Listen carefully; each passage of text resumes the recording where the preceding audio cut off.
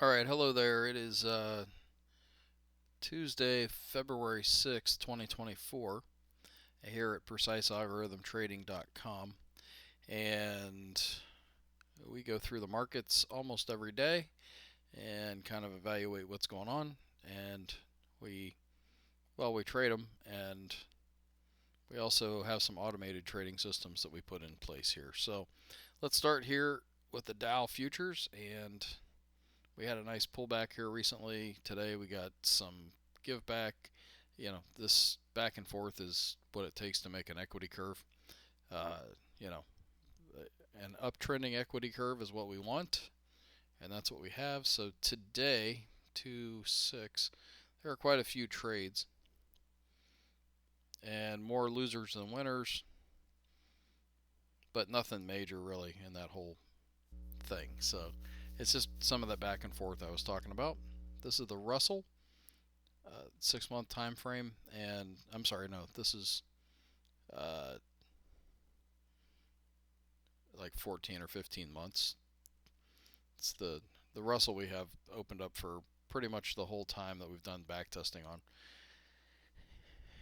and we got some back and forth on that as well. So here's today's trade. There's just one, so the back and forth is really in the last few days. It's this whole thing. And then the Nasdaq also had some back and forth, and we had a few trades today, and one nice winner, but the rest of them were downers. So that's not uncommon after you have a couple of trades like that.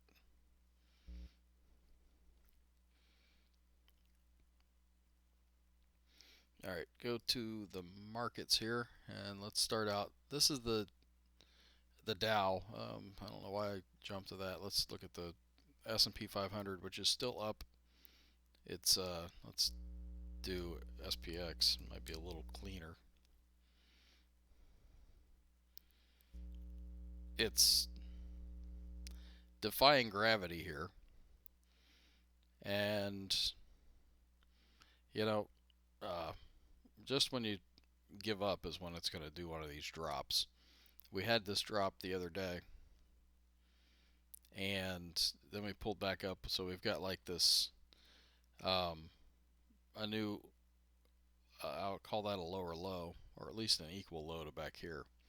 Then we went on to a new higher high. And the question is when are we going to come down and put in a lower low? Which that could happen anytime from here. I mean, and so if we look here at the MACD and the stochastic for that matter, they both pulled back quite a bit here without really moving price that much. And the MACD is actually pretty red. Now, if you look here in the past when it was going sideways and then it bounced up, then it fell. That's sort of like a feeling what I got going on here. And let's back it up with a little bit more uh, technical analysis. So this is the VIX we looked at last night. I think I'm going to try to keep this up for a few days until we see this thing break. And I should have pulled up the. This is the Bollinger Bands. I don't have the arrows pointed here, but you can see that this thing is almost walking sideways.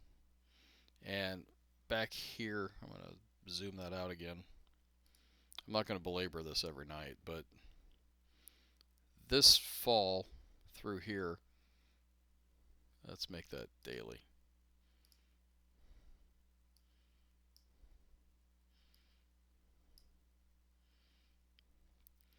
This fall at the end here, it's really this last one, was when the VIX popped here.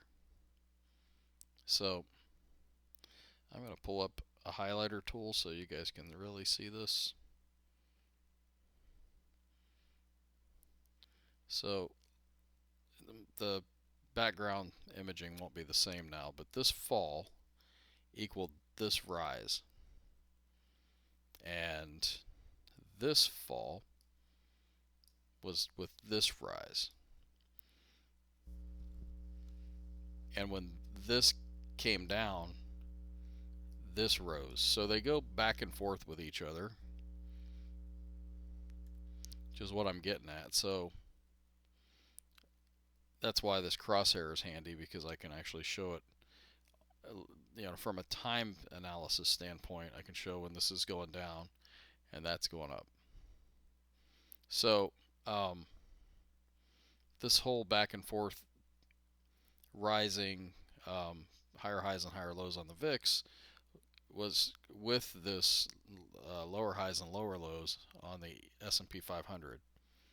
And then we went way lower while we rose out of this, and now we've been walking sideways while this is walking up. My point being, this doesn't have very far to go to get to the bottom. Now, I've seen it go for months before in the 11 and 12 range, so anything's possible with the markets. We don't control what they do. All we can do is control what we do in them.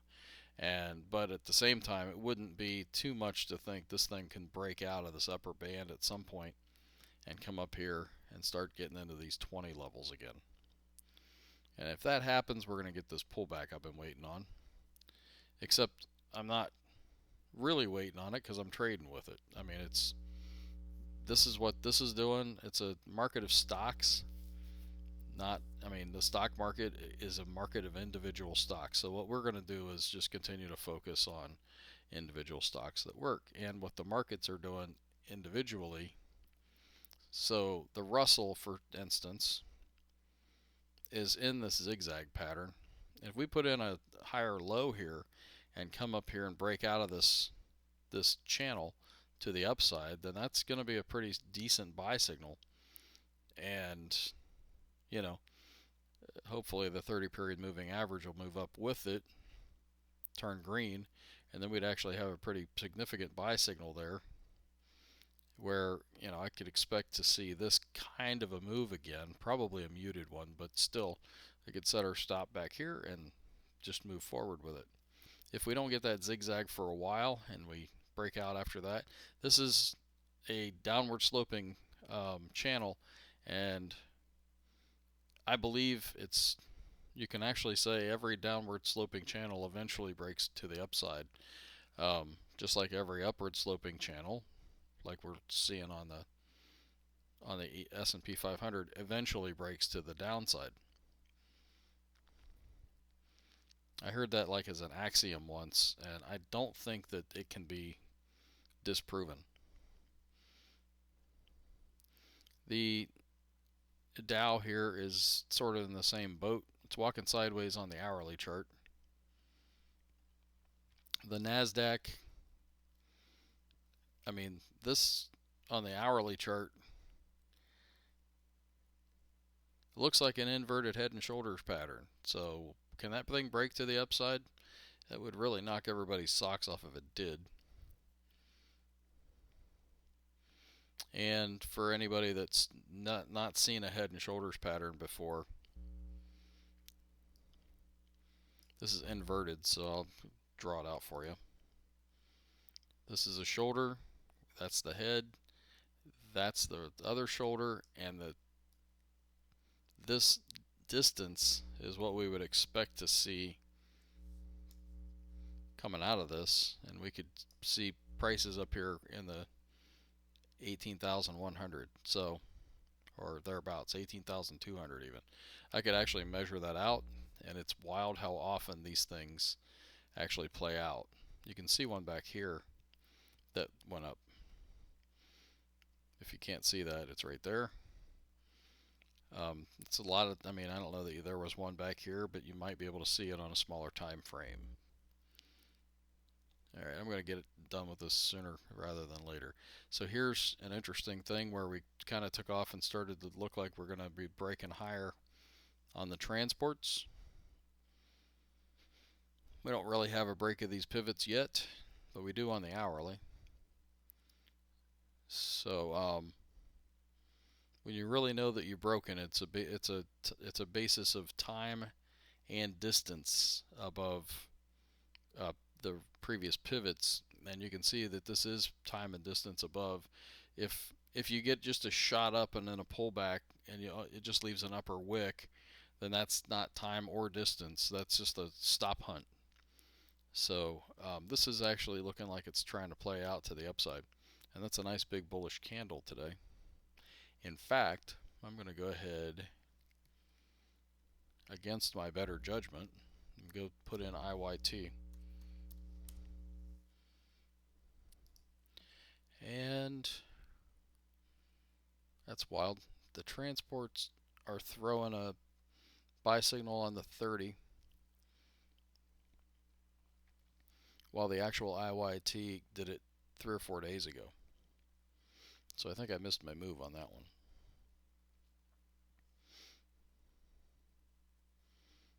Which is too bad. I'm not going to take that trade. So, let's look at oil today. So, oil, it's interesting. I heard somebody today say, I think oil, because of what's going on in the Middle East, is just going to keep doing what it's doing and the price of fuel is going to go higher. Well, most people don't pay any attention to how these things actually move, and right now this is not a buy signal. If we flip it to a weekly, it's also not a buy signal. So I don't care what's happening in the world. The price of fuel, or at least the oil component, is not throwing anything that looks like a buy signal right now. In fact, it stopped me out earlier this week, and I think I stopped out for a little profit, but we don't have anything long term here to be able to sink our teeth into, other than this pivot breaking out higher. So we can watch for that, and I do think if we continue to try to break out again, the next time might be real. But right now, it's nothing.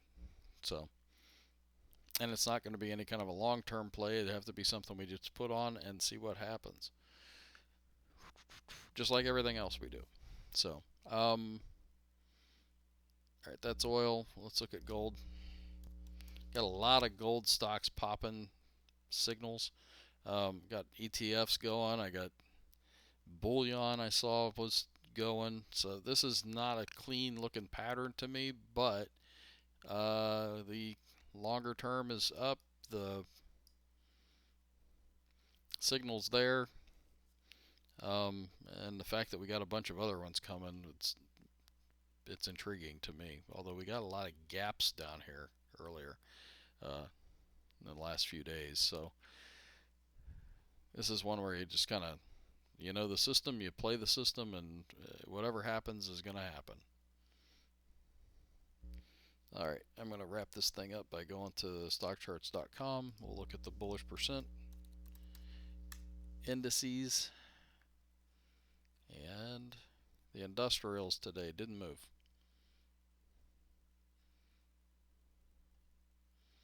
The NYA up 0.35%. The transports didn't move. The NASDAQ minus 0.14%. The S&P minus 0.3%. The OEX minus 1.54%. And the NDX tacked on a new O to the downside, minus 1.41%. Now this is either going to hold, so I'm going to go draw again.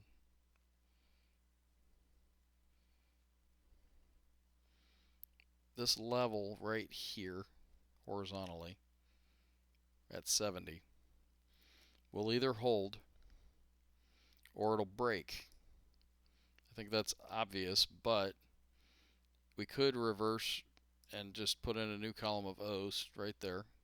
It would look like that, and it means that we'd have to reverse a lot. But something that happens, and you can see it. So there's the 70 level. is you get a column of X's like this, and then it gets above 70, and when it does roll over, which it rolled over in that column of O's right there,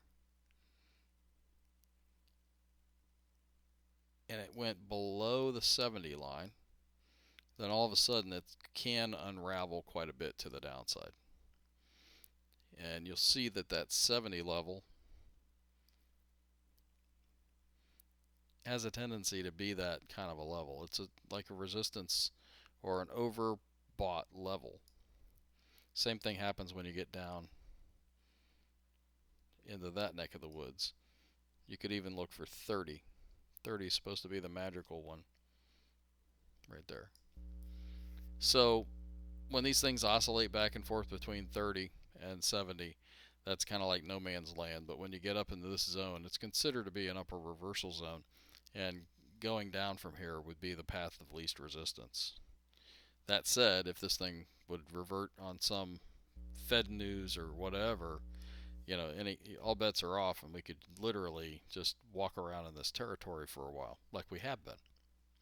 So, let's get rid of that. That was the NDX, and I guess that's it. So, path of least resistance is down. However, there's an awful lot of things holding the market up. That's where we're at. So, until next time, have a great evening.